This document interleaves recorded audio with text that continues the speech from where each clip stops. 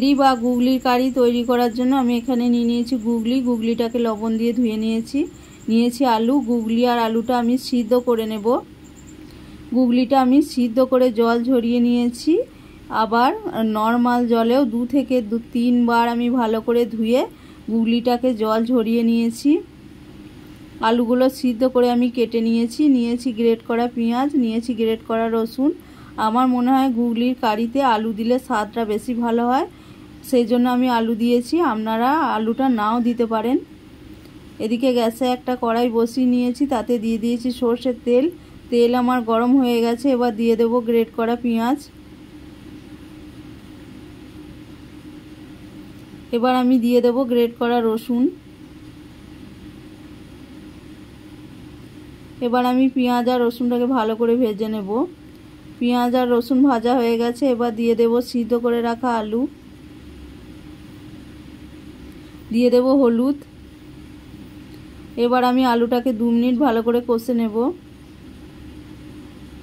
এখানে নিয়েছি আদা 1 চামচ, কালো সর্ষে বাটা। এই মশলাটা আমি এবার দিয়ে দেব।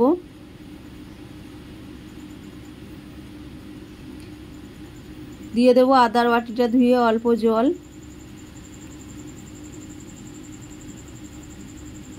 এখানে আমি কিছু মশলা নিয়েছি। এখানে নিয়েছি হলুদ গুঁড়ো, জিরে গুঁড়ো, ধনে গুঁড়ো, লাল লঙ্কার গুঁড়ো, কাশ্মীর লাল লঙ্কার গুঁড়ো। এবার মশলাগুলো দিয়ে দেব। আর এই মশলাগুলো আমি সব 1 চামচ করেই নিয়েছিলাম। এবার মশলাটা আমি কষে নেব।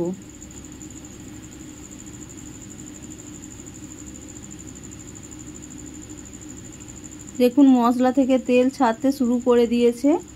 এবার আমি দিয়ে দেব সিদ্ধ করে রাখা গুগলি।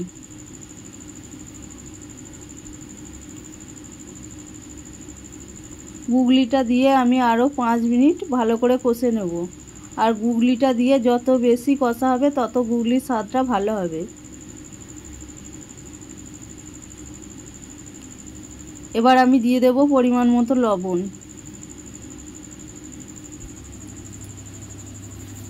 গুগলিটা আমার 5 মিনিট কষা হয়ে গেছে। এবার দিয়ে দেব অল্প জল। আরও আমি 2 মিনিট ভালো করে গুগলিটাকে ফুটিয়ে নেব। 2 মিনিট আমি ফুটিয়ে নিয়েছি। এবার আমি দিয়ে দেব 1/2 চামচ গরম মশলা। গরম মশলাটা দিয়ে আরও কিছুক্ষণ আমি ফুটিয়ে নেব। দেখুন আমার গুগলির কারি তৈরি হয়ে গেছে।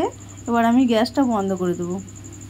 বন্ধুরা দেখুন আমার গুগলির কারি তৈরি হয়ে গেছে। এই রেসিপিটা আপনারা বাড়িতে অবশ্যই বানিয়ে